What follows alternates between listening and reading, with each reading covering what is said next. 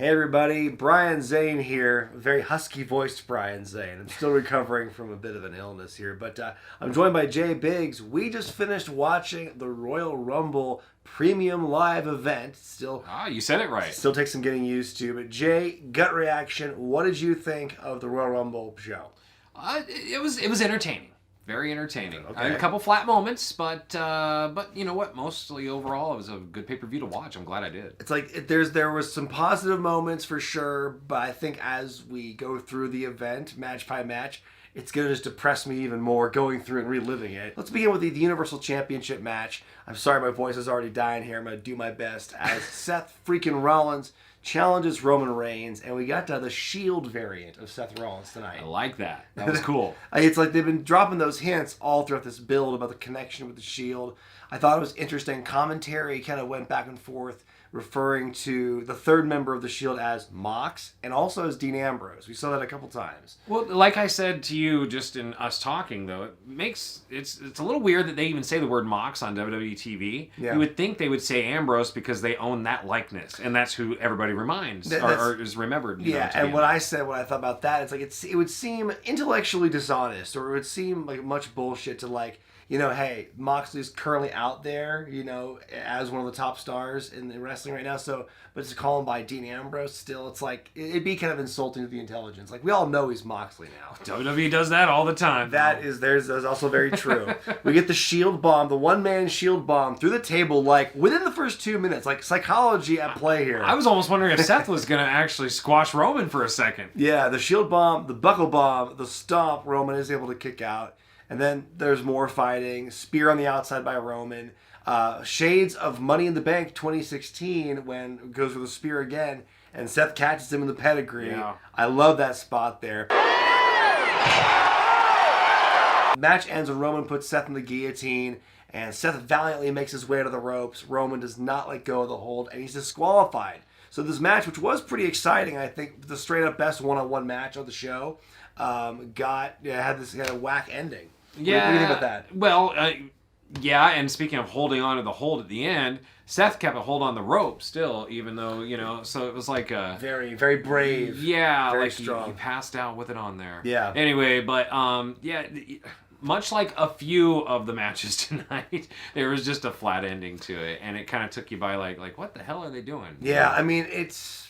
In one way, it's like, okay, look at the bigger story and the bigger picture. This does make sense. It can set up to a match for Elimination Chamber or maybe that down the line, something like that. Yeah. But it just seems like, that sucks for a pay-per-view like that. A match on pay-per-view to end that way. It's disappointing. And like it's... I would much rather see Roman just win than to have that whole thing at the end. Right. And then afterward, he beats him with a chair. We saw that. And he hit him just like, Seth hit him at the ending of the Shield. So, I mean, I get that correlation. That was kind of a moment there. But it's like, of course, they had the blocking the exact same as when Rollins hit him with the chair. But the camera angle changed halfway through, and it wasn't the same at all. So, But there's going to be some alternate angle, and they'll show the side-by-side of that in video packages for the next couple of months, probably. I don't know. So, yeah, he beats him up with the chair, and that's kind of how it all ends. Jay, what would you rate this match? Out of 5 stars, I'd give it 3. I Yeah. mean, if the ending didn't suck, then I would say I'd probably give it 4. Yeah, I would. Well, yeah, I would have given it probably 3.5, if not for the bad finish. So, babyface Seth, is that what's happening now? Because we kind of got that. My favorite part of the match is when they got the sympathy on after the spear, Rollins laughing at him and trying to do the fist bump and everything. Oh, that was great, and that made him so endearing to me. So now we see this beatdown. I'm like, at least maybe for the short term, it seems they're going going out of their way to give the sympathy and the babyface rub to Seth now. Right. Which, that's very interesting given his gimmick. But he's kind of one of those guys where it's like, he's kind of enjoyable in this ridiculous character he has now. Yeah.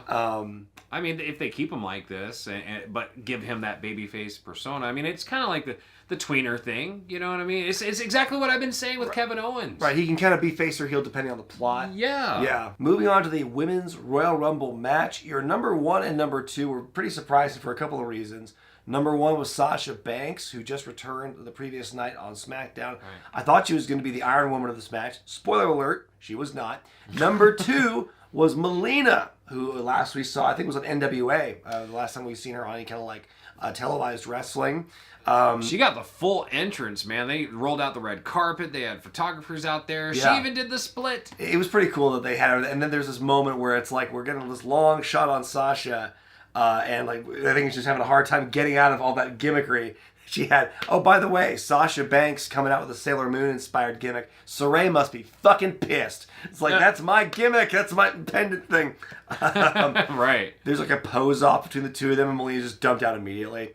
Number 3, Tamina, who lasts longer in this match than Sasha Banks did. Kelly's at number 4. She soon face plants to the outside. Number 5 is Aaliyah. Number 6 is Liv Morgan, who lasts a good long time in this thing.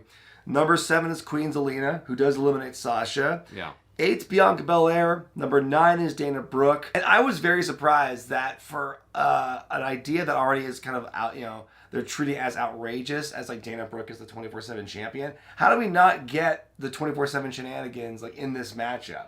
It's really only for TV filler and stuff. I guess. I mean, they've already done it.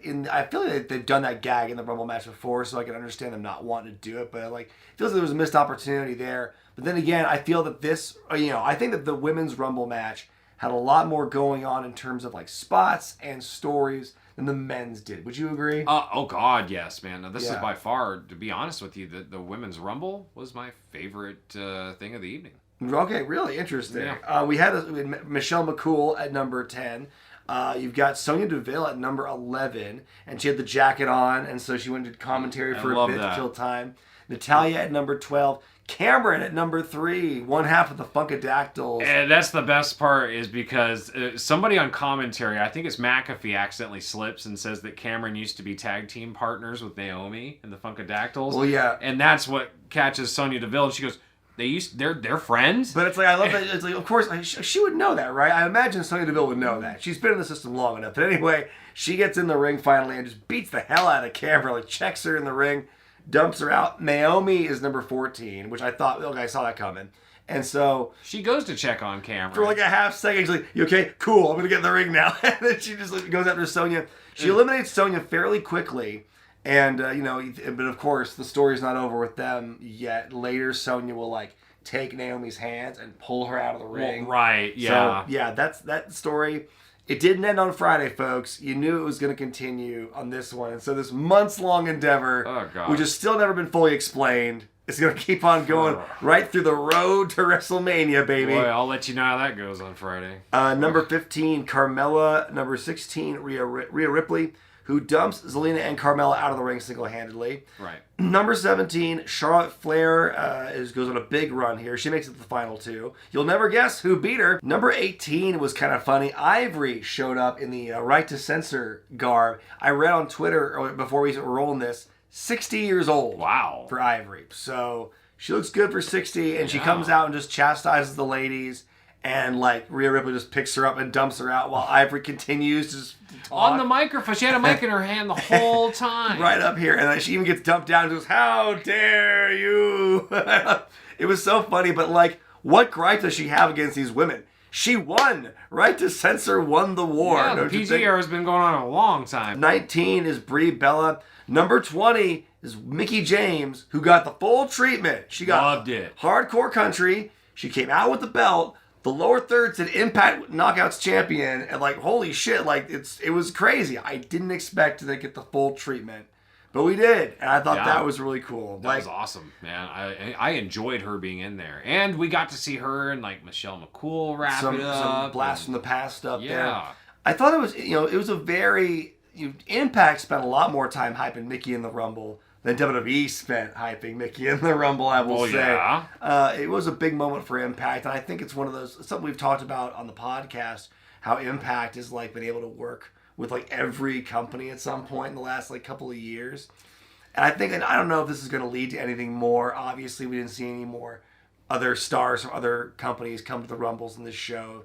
But I think, do you think it would open the door for something more down the line, the fact that we got this? It can. I would like to, honestly, myself, I'd like to know how this all came to be. Did WWE reach out to Impact? Did Mickie just say, you know what, I'm going to reach out to WWE and make this happen? And then went to, like, Scott D'Amore or whatever, Scott D'Amore, Yeah, and was like, hey, like I got this thing set up, and they're like, that's awesome, or like I would love to know how it all came to be. Hopefully there's going to be a nice little shoot interview from Mickey someday. So yeah, coming up here soon. But yeah, no, I thought that was good. I was glad to see her, but I don't know if it opens anymore for other people or not. It wasn't like she did anything too wild in the Rumble. No, I mean, just the moment was pretty spectacular. Right. I think number 21, Alicia Fox.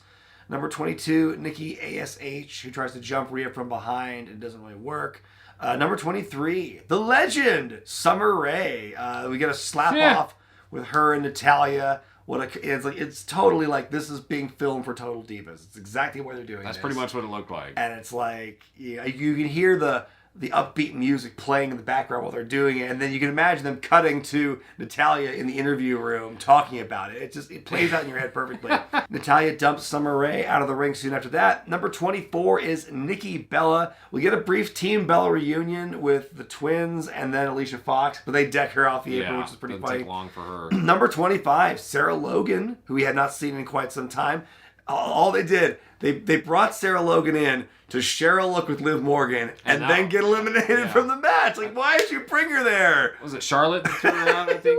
No, the Bellas, the Bellas took her out. Wow. And Liv Morgan. So, yeah, that's great. I'm so glad we spent all this time building up Liv Morgan to make her and her friend look like a bunch of idiots. Number 26 is Lita, who eliminates Mickie James.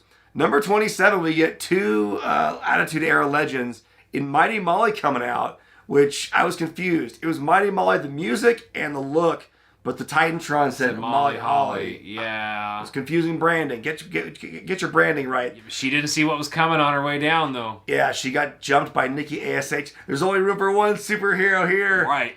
She dumps her in the ring, only to dump her back out, which was pretty great. And number 28, Ronda Rousey. That's what everyone said was going to happen, and that's what happened. And at that point, I was like, well, we know where this is going, don't we? Right. Boy, it sure winds up with both Rumbles like that. But anyway, yes. Number 29, Shotzi. Ronda doing a lot of just like this. That's like the bulk of her work in this match. It's just boop, boop, boop. Number 30 is Shayna Baszler. She and Ronda, they share a look, but they also do shit in the ring. That's the difference. Near the end, Charlotte eliminates Lita, and there's your Mania match. They even did us a solid, Jay, and framed a perfect shot with the WrestleMania sign. They did, man. Right, I mean, like, that was just so perfect. It was pretty blatant. Your final four was Rousey, Baszler, Belair, and Flair. Charlotte eliminates Shayna and Bianca. She was like dominant in this whole thing. It's down to her and Ronda. The stare down is longer than the moments after the stare down because it's immediately Ronda goes whoop and just dumps Charlotte out. She ran at her, throw, done. Bingo bango. Ronda Rousey wins the Rumble. And okay. You know what? I had one rating written down here. I'm gonna downgrade a bit to 3.5 stars for me. Like, I think it was the more entertaining of the two Rumble matches. This one had more going for it, but I feel Ronda is predictable and kind of deflates just the whole thing for me. It had more fun moments, I'd say. And I think that's, to me, what the Rumble's about is fun moments and stuff. I would say that the 4-star rating for me is what's going to go on this one because I did enjoy it a lot. So there we go. Becky Lynch defends the Raw Women's title against Doudrop and Jay. I was very happy to see the return of Goats on a Coat. Yes. Hashtag Goats on a Coat, folks. It's trending worldwide. I guarantee it. The story here is that Doudrop gets the advantage early on, kind of as an answer for everything Becky wants to do. She goes for a cannonball into the steps, and she misses. That allows Becky to take over. But, after seeing Becky Lynch, since she came back at SummerSlam, and where she's kind of settled in now as a character, I'm still not liking this heel Becky Lynch character. It's like they kind of make it a tweener thing, but she has this really inconsistent demeanor in the ring now where she's full of all this swagger and stuff. And like the minute somebody kicks out, she's like desperate and clinging in the shocked face. No, how can this be? Like, we saw it so much in day one, and we saw it so much again in this matchup where it's like she turns on a dime, and I don't think it's one of those things where it's all depending on her situation or circumstance. Right. I just feel the fact she does it so quickly and it's so without cause sometimes that it just feels like it's just an inconsistency and kind of a leap in logic for me. Crowd is not into this at all, and at first I thought it was just because it's that death spot after the Rumble match. But no, because there's also a flaming WrestleMania sign, apparently. Right. Because you heard the chant, something fire. Yeah, I heard something fire, and I'm going, why would they be saying something about fire? And the fans were all... Yeah, and like the fans were like dead for everything, and then like they just were not responding to anything. It's like, oh, was there a fight or something going on? No, sign was on fire. But they put that out apparently. There was that workplace incident sign that goes down since WrestleMania 24. Right. Doudrop makes her comeback. She flattens Becky so much they show the replay twice, which I thought was pretty. Oh, I love that. That's senton. Yeah. Yes. Oh man, she did. We get to disarm her, but Doudrop powers out. Becky transitions into an armbar. We got more back and forth with these two. In the end, a second rope manhandle slam by Becky to win and retain. Jay, I thought this match was pretty good. I think they recovered well for being in the death spot. The crowd wasn't into it, but it's like, I don't think it was the ladies' fault. No. I'm going to give this one 3.5 stars. What about you? I was just going to say 3.5 probably for me. Okay, yeah, I mean, I think it was a good showing for Doudrop. I think it was her biggest high-profile match, and she definitely delivered. I think that these two could definitely have a rematch, and it'd be something I'd be interested in seeing. Brock Lesnar defends the WWE Championship against Bobby Lashley. Are you sick of hearing my voice like this, folks? Because I am, and we still got a lot more to go here. So this You sound like Fred Sanford. Oh, shit. We got a lot of German suplexes from both sides, actually, for a lot of this. Lashley with the spears. He goes for another one on the outside, but Lesnar dodges. Crashes to the barricade, does Bobby. More Germans by Lesnar. Lashley slips out of the F5 into the hurt lock, and then they squish the referee in the corner. Then there's the F5, and the referee's hit again. Referee's dead. Roman Reigns shows up and spears Lesnar, and then Paul Heyman, the betrayal. He hands the championship to Reigns. He decks Lesnar with it. Bobby crawls over for the pin. The new referee makes the count. Bobby Lashley is your new WWE champion. He regains the belt, and he beats Brock Lesnar in the match that everyone wanted to see for years. But it wasn't a great competition, though, because of a Roman coming in, right. As far as like the finish. Dirty finish. Now the match Lesnar, was awesome itself. It was hard hitting. It was hostile, but it's a Lesnar match, Yeah. It's somebody new. So. I give it 2.5 stars because of the shock ending of like that big dramatic twist and everything. But I mean, it was a big suplex fest, and it was one of those things where the novelty can wear off fairly quick. It wasn't, but I think it was good to get that match out of the way. Will they have a rematch? I think it'd be really interesting to see like Lesnar getting his win back on Lashley at some point. Mixed tag team match as Edge and Beth Phoenix take on The Miz and Maryse. Jay, I think I had a lot higher or a lot rosier response or reaction to the Edge Miz match at day one than like most people did for whatever reason. And I was going into this one feeling kind of optimistic, but this one kind of killed me. Like I was ready for the men's Rumble match. We forgot it happened. I kind of forgot this match was going to happen. I was like, all right, you're ready for the Rumble match? Woo! Oh wait, it's this highlight package for the mixed tag match. Like shit, I don't want to. Right. And then that match went a lot longer. I felt like than it needed to. That went way longer than it had any right to be. Like the whole story was like Beth chasing Maryse around. We saw that a lot happening. It was mostly Miz and Edge doing the heavy lifting in this thing. We saw Maryse attack with the loaded purse on Beth, but she still kicks out. Maryse gets involved and she powerbombs the Miz. There's a lot of intergender stuff in this thing, like straight up intergender action. Oh, yeah. Like at one point, we have to stare down with Beth. And Miz, too. And Beth just like stomps on the Miz, like, disqualify this woman. She's in clear violation of the rules. She power bombs the Miz before Edge hits an elbow drop. Like, come on, what are we doing here? Maryse gets a Hurricane Rana on Edge, which was pretty cool. And we get this like sequence of finishers, like French kiss on Beth, skull crushing finale on Edge. We get the kick out. We see a double spear with Edge and Beth. The stereo glam slam. Normalize male wrestlers doing their significant others' finishers. That's all I gotta say. I think we've seen Adam Cole do the lockjaw. Exactly, and so the double glam slam, Edge and Beth win, and we see them celebrate with their kids as the fade to black, which I thought was very, very cool to see that moment for them, that family. I think how many of this one? Can you believe he's been back 2 years already? I know. It's like. It's an artificially inflated 2 years. The pandemic really messed things up with the timeline. But yeah, right. The fact he's been back for 2 Rumbles now has been pretty crazy.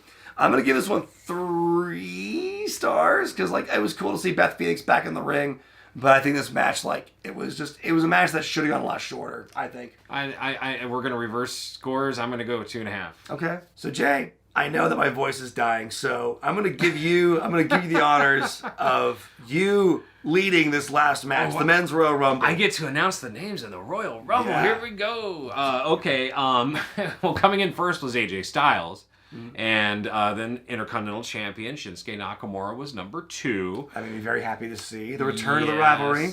And Shinsuke got cleared recently, I guess. And he was in all white tonight, all white everything. Yep. And him and AJ tussled it up for quite a bit. Pretty good action between them. And then third in was Austin Theory. I thought that he had asked McMahon for a later spot in the Royal Rumble, but apparently he didn't get that.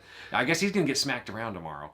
Up next, it's Bobby Roode. Yeah, with the TNA chant. Did you hear that? We did get that between him and AJ. AJ, oh man, that was very nostalgic. But you called that though. He's dumped out pretty fast. I was chanting TNA before the crowd was. Up next, of course, it was Sheamus's number 1 fanboy, Ridge Holland. Up next is Montez Ford at number 6. He comes in, House of Fire. Then United States Champion Damian Priest, who does not wear his belt. That's the only other person. Yeah. So he came in, and he didn't get any interaction with somebody who I thought he would later on. We'll talk about that in a second. Up next, Sami Zayn, number 8, and cool. That's when you took off the sweater. Yeah. You'll see that in the reactions video. Did you hear the Olay chants for Sami? Yeah. That was pretty cool. And then, of course, like, we knew the moment that Knoxville and Zayn were going to interact, like, starting on SmackDown, you knew that's how it was going to play out, where it's like, for them, Sami Zayn, number 8, and of course the next one is Johnny Knoxville, who comes out with a Jackass crew.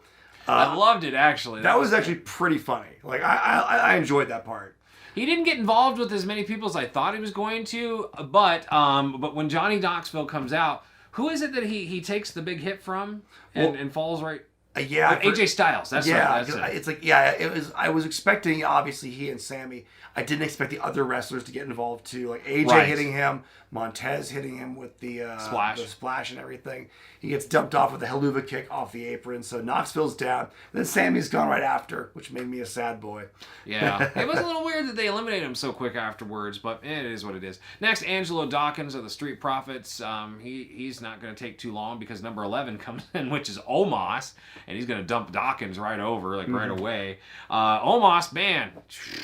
He just comes in there and starts clearing. He was your pick to win it all. He was, but yeah, he was. Then we had Ricochet in at number 12. He came in House of Fire, didn't really be able to do too much. Chad Gable came in. Yeah, I love this moment with Chad where it's like he tries to ride the troops to fight Almas. Here I have this plan. Damian, you go get him. And then Damian goes after him, and then he gets beat and eliminated. Like, wow, what an idiot. Because then right after that, everyone else just jumps in and tosses Omos over. And like, why did you make your U.S. champion look so stupid in that moment? Dominic Mysterio's here. And haven't they been building up for weeks? Oh, we're going to get some kind of tension with the Mysterios in the Rumble? No, because Dominic's gone, like, in minutes. Yeah, Dominic doesn't last long at all. Up next is Happy Corbin. He's out in his, worst shirt possible. Anyways, he's going to dump out Ricochet right away. Dolph Ziggler's in next from the Dirty Dogs. And he comes in, has some fun, I guess, in there. He eliminates Corbin. Or is it Corbin? No, Corbin eliminates Dominic. Styles eliminates Theory. Oh, okay. Then Sheamus comes out at number 17 just in time to see Ridge get eliminated. Yeah. Like, and he gives him you all right, buddy? I'll go in there and defend you. I feel like they missed it. I feel like they fucked up a spot where the timing was, Sheamus didn't get there in time to save him or something. Maybe. There was a couple times this happened during the Rumble, I believe, as far as messed up spots. Right. Up next is going to be Rick Boogs. He looked like a powerhouse. That's for sure. The power of Boogs is a curious thing, and they brought the power of Boogs a lot. I guess. He dumps out Chad Gable, and they cut away from him when they do it. Like, why? He's got him up here in the press slam, and then they cut away. They cut back. He's not there anymore. It was just weird because after that, he was walking around just doing poses, and he was doing the big... I don't know, like he has the dumbbells or something. I don't know. He had the big singlet, yeah. Yeah, I don't know. It was kind of interesting. Up next is going to be Riddle. Comes out. Madcap Moss at number 19. Oh. And before we get to him, but they eliminate AJ Styles. He was the number 1 man, and he gets dumped out. That was kind of sad to see. Yeah, that was weird, huh? Yeah, Riddle does come out at number 20, though. Corbin and Moss taking a few people out.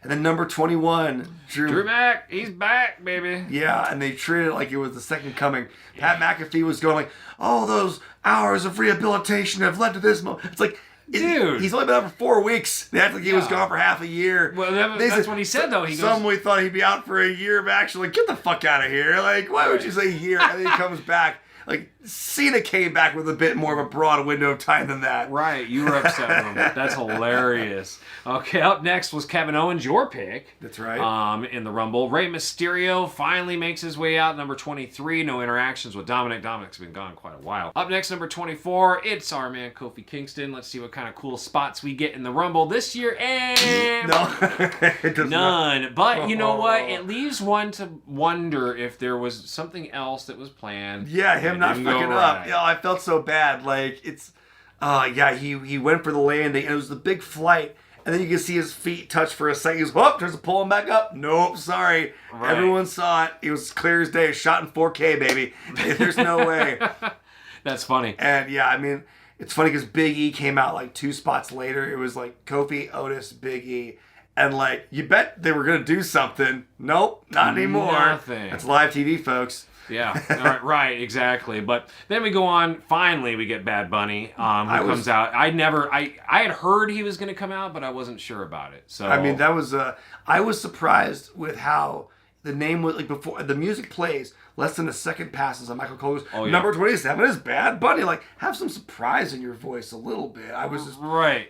Yeah, but anyway, well, hey, at least he didn't slack on the training, man. He was a house of fire. Oh my God! He hits the destroyer on Riddle. He dodges Sheamus' brogue kick, and he tumbles out. He eliminates Dolph Ziggler. Almost gets Rey Mysterio out.